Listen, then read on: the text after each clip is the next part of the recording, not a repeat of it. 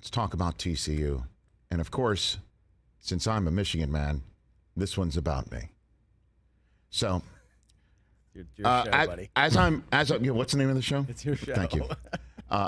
As I'm settling into my chair at SoFi Stadium last night and realizing that I'm watching the national championship game being played between the two teams that knocked Michigan out over the last 2 years, it struck me to say, you know what?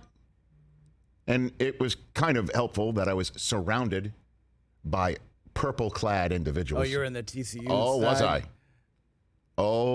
Was I? Shout out to them for showing up. They were everywhere. They came. They were loud. And well, I could have told you that in advance because they were loud at the Fiesta Bowl and had every reason to be. Every reason to be.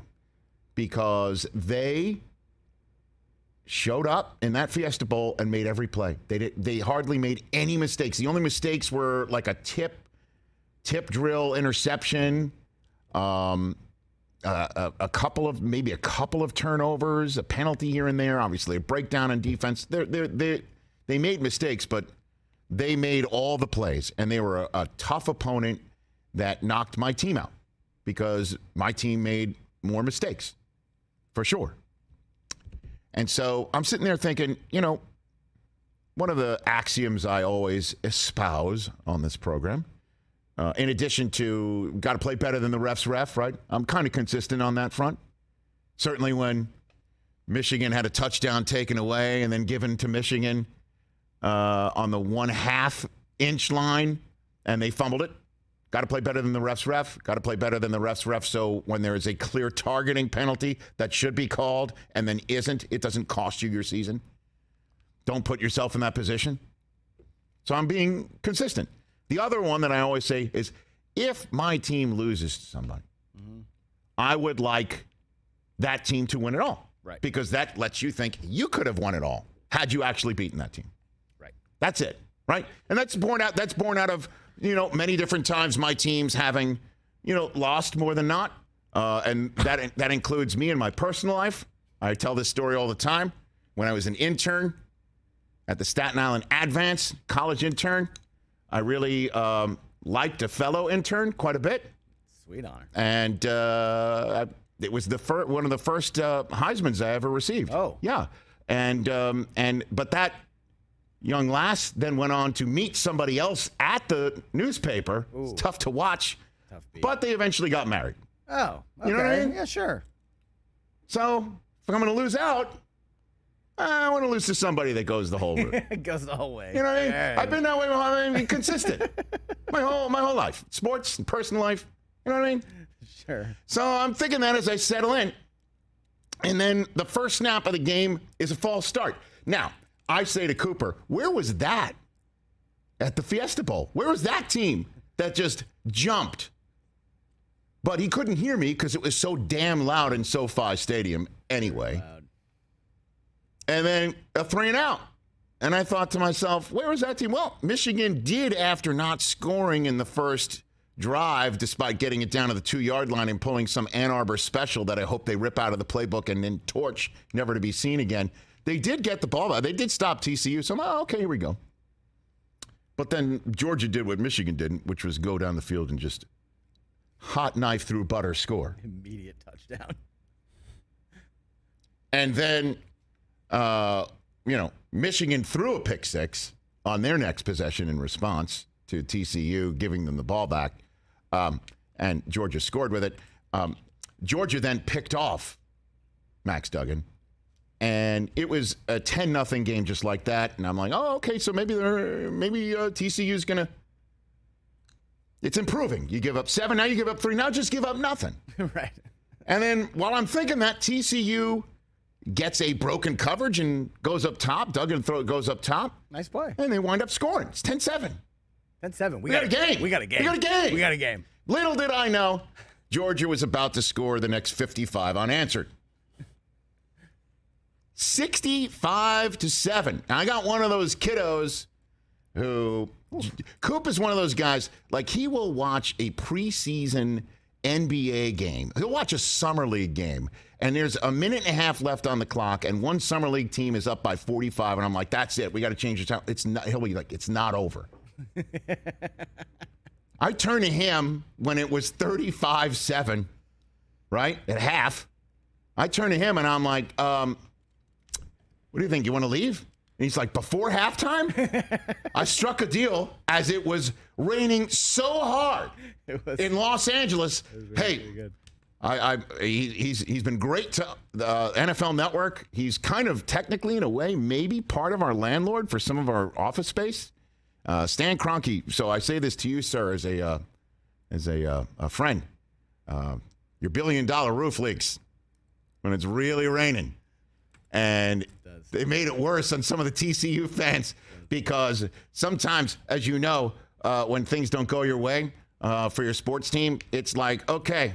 It's not going well, and maybe they're still going up there, and they're doing the horn frog. Nothing's more sad. They're such diehard fans. Nothing's sadder than watching somebody do the horn frog thing when they're down by 40. But we saw that, and the phrase is, "Hey, don't pee on me and tell me it's raining." Right. That said,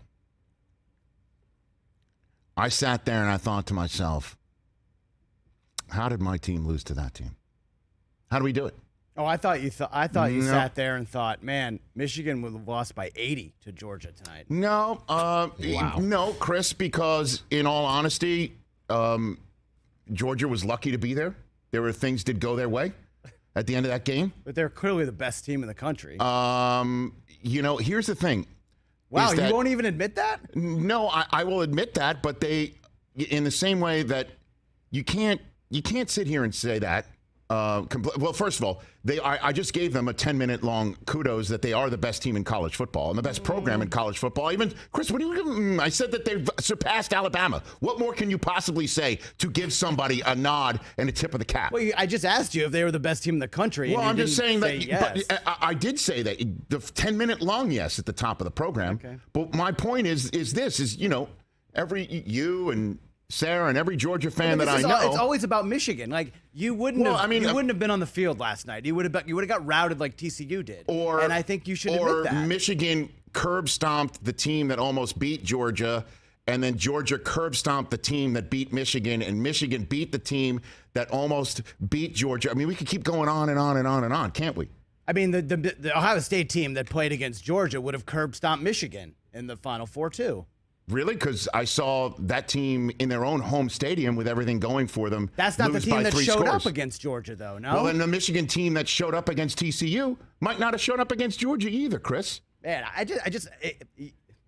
congratulations on your unique ability to make this always all about Michigan and how they would have done in the game. They would have got absolutely destroyed last night.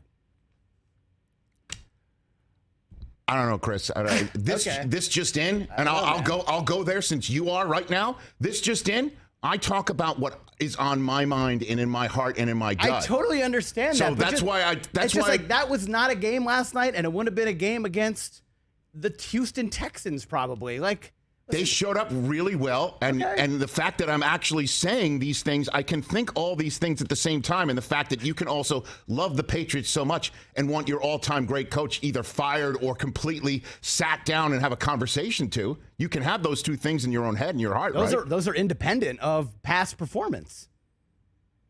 At any rate, this is all I was thinking last night is how great Georgia is and is better than Alabama and have all these players that they're going to go to the NFL and it's going to be tough for anybody to beat them. As I said in the first 10 minutes of this show that you have now conveniently forgotten because you are now going to come back at me and say, I'm not. Michigan absolutely against that Georgia team last night would have had a very difficult time winning, and it might have been a very tough time for me last night. In the same way, I watched two teams that beat my team in the last 2 years to end it. I'm like, how did Michigan lose to this TCU team? How did they do it? Yeah. Is what I sat there and I thought last night. Should Alabama have been in the Final Four now, watching the game last night? No, you can't say that because TCU... I don't know if you could say that because in the same way that you said that was Georgia, a big conversation last night on Twitter. Like Alabama should have been here. If you think Georgia would have beat the Houston Texans, which is absolutely the all-time way of saying the worst team in the NFL could lose to the best team in college football, but right? I'm just saying. Exactly. So in that respect too, they should have beaten the crap out of Alabama as well. And I would have loved to have seen them play them this year, but they didn't. because they're not forced to play each other every single year. Wait for it, like my team is everybody else in there, and their You rivalry. understand how I'm not divisions setting him work, off right? on You're purpose. just doing, man. You're just getting me going. Purposely. But I'm expressing to you last night. Congratulations to your team. Don't congratulate Georgia him. Bulldogs. It's not my team. Don't congratulate him. Why? It's not his team. Oh boy. I just said it's not my team. Yeah, that's what I'm saying. No, he's by default. It's a team of my household. Yeah. But did you really just say that Georgia could beat the Texans? Because No, they wouldn't, but that's hyperbole. It's tough to sometimes get the wheat from the chaff about what he's doing for effect and whatnot. So I'm trying to figure that out in real time right now on the show. I'm just telling you how I feel about it. And obviously my team was one in the Final Four, and they did lose to the team that lost by 65-7. Look, all three of my final teams won numbers bowl are games, so freaking lopsided, it's ridiculous. And it was unwatchable, and it was very difficult. And I feel for the TCU fans that flew all the way out here and got to the game in one of the worst weather days in the history of this city. Yeah, it's crazy out there. So, at any rate, yes, Georgia would have won against anybody last night, including my team, Chris, but I am allowed to sit here and also say that and then come on the show and talk about what's in my heart and my stomach. I'm not stopping you from doing that. Catch the Rich Eisen Show every single day on the Roku channel, 12 to 3 Eastern, for free.